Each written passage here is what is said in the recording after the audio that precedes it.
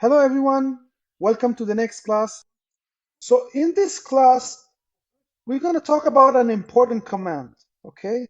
This is a command you'll use to check how much physical memory is allocated to your VM, right? And more importantly, how much is still available, right? Because you might have a substantial amount of available memory on your machine specifically, on the physical machine itself, and it's quite possible that a significant portion of that memory might not currently be in active use, right? For example, by Oracle, we'll see later on how to configure Oracle to use the available physical memory. Or worse, you might have physical memory, but all of it is already being used, okay? Even before you install Oracle, so you need to check this and monitor the usage of physical memory. All right? How much physical memory there is, okay? That Linux is recognizing, because many times, well, not many times, but it can happen that you have a machine with 128 gigabytes of RAM or a terabyte, and Linux isn't, recognizing it, right? And then as a DBA, at the very least, you need to know how to check this and ask the Linux administrators why the memory you know exists on that server isn't showing up, or why all the memory is already being used. Even by other services, not just Oracle. Oracle, like any other database, the more physical memory you have available for it, the better, because that will prevent it from having to access data from the disk, from the data files on the disk, since it will be able to keep more data in memory. So it's important for you to monitor the use of physical memory, the Oracle configuration later on, to use this available physical memory and to keep track of how this physical memory is being used, right? And for example, the swap area, which is the area we configure as support for physical memory, so that Oracle Linux can use this disk area as if it were physical memory. But you know that disk is hundreds of times slower than real physical memory, right? So if you have, for example, a swap area and you've allocated 4 gigabytes, 10 gigabytes, 50 gigabytes, and it's being fully used, it's because the Linux operating system is having to use this swap area since it doesn't have enough physical memory to keep the necessary data in memory. So it has to swap with the disk, okay? And that's not good for performance, right? And later we'll see, using another command, which processes are currently running and using the most memory and CPU resources, okay? So the command is very simple. The command to check memory usage is this one here. Look, free -m, right? So let me clear the screen here and run this command. When we run this command, you'll see here, look, the total amount of physical memory on your Linux. This is based on the physical memory you allocated to your virtual machine. Remember when you created your virtual box and your virtual machine? You specified the amount of memory you wanted to allocate from your computer, right? From your desktop or notebook to the VM. So in my case here, I allocated 11 gigabytes.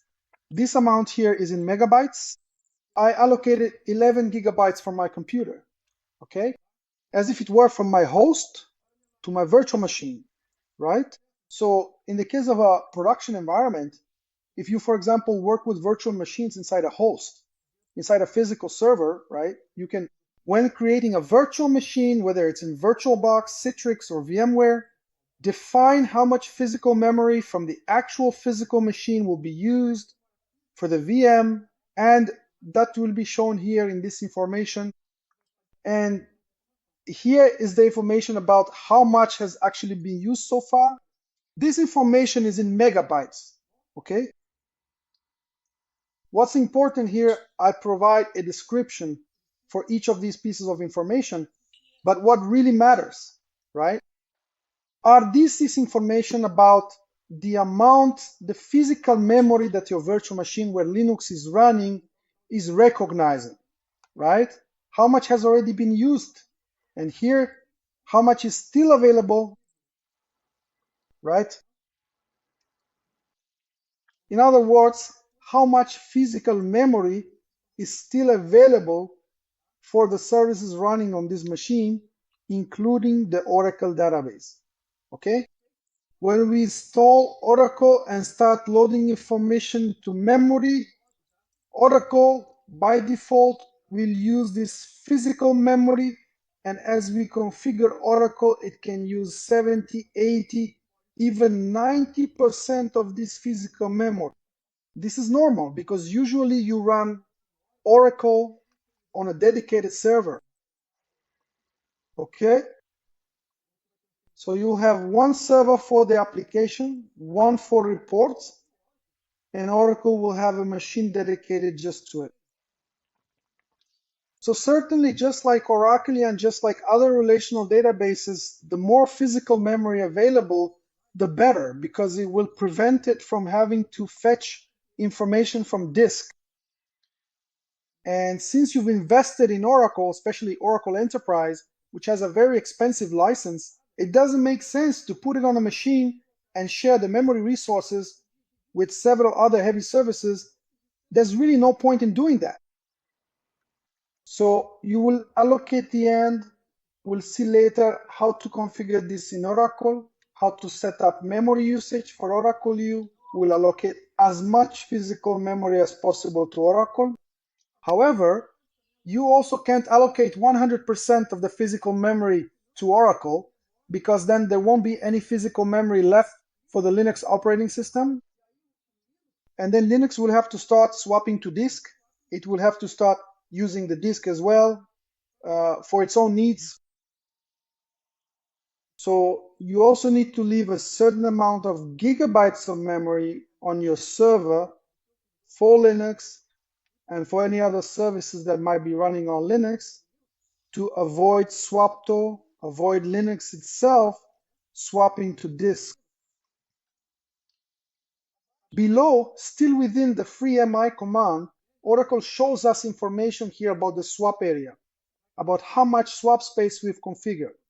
So we've configured 4 gigabytes. Since the installation, we've set up this swap area with 4 gigabytes. And how much is being used? Nothing.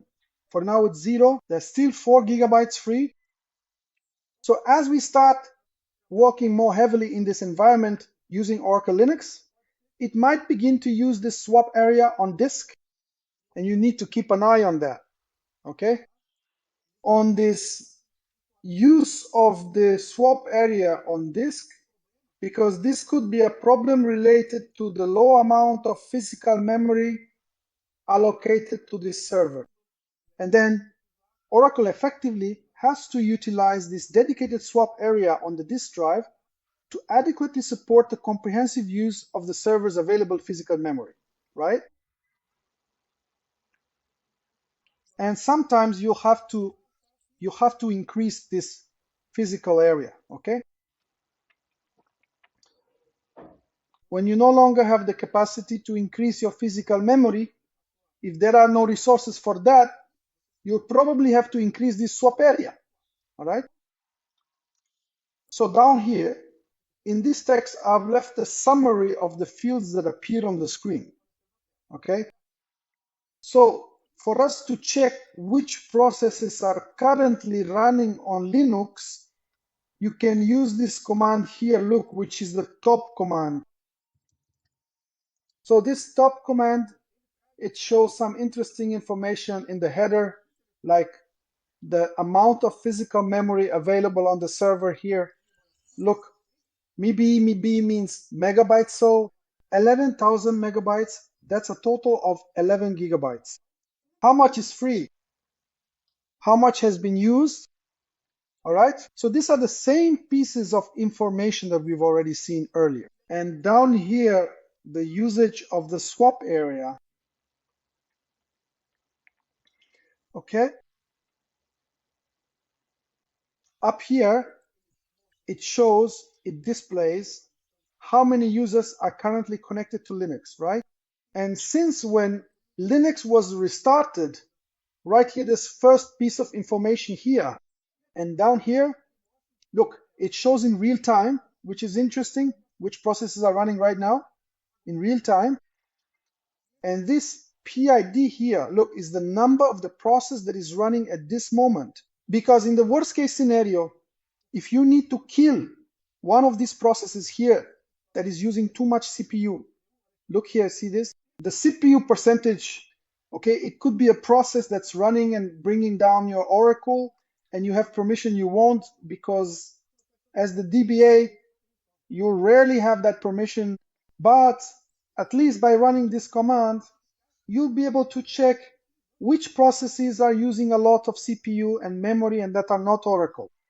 Because your concern as a DBA, right, when you have performance issues in your environment, is to check if there are other processes using a lot of memory or CPU and not Oracle. Because when it's Oracle, well, okay, Oracle is using a lot of memory, that's normal.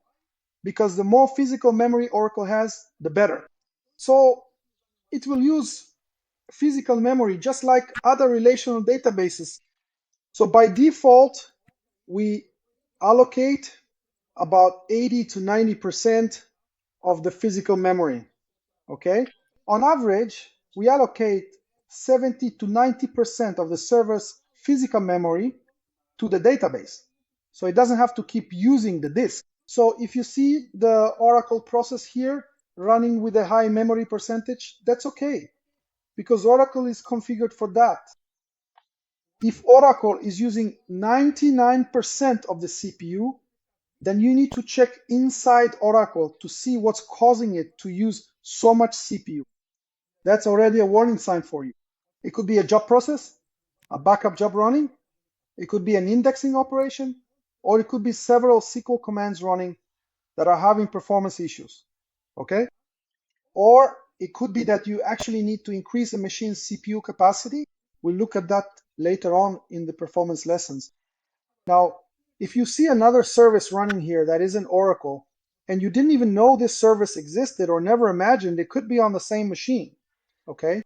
For example, the antivirus running every 5 minutes and taking the CPU up to 90% of its capacity, depending on which antivirus you're using.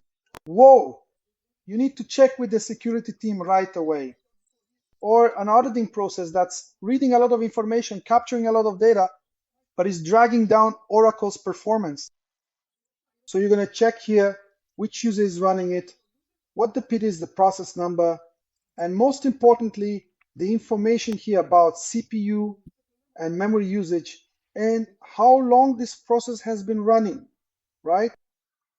Because if the process spikes to 90% here but only runs for a second and doesn't run again, that's fine. Now, if there's a process running here hitting 90% CPU, unless it's Oraclean, it's been running for an hour, 15 minutes, 10 minutes, then that's a warning sign.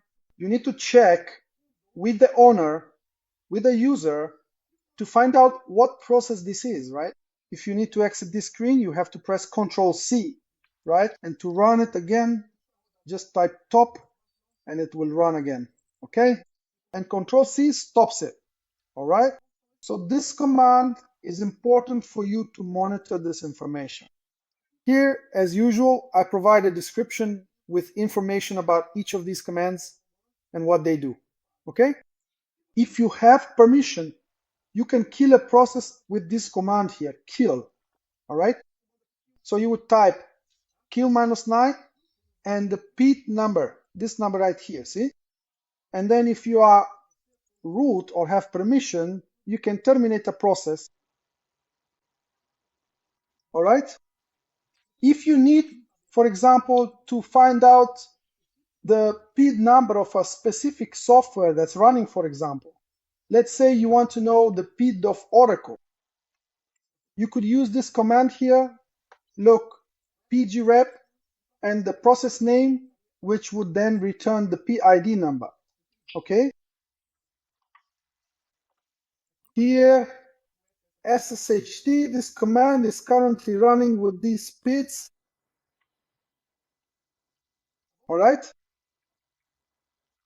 So that's what I wanted to show you. In the next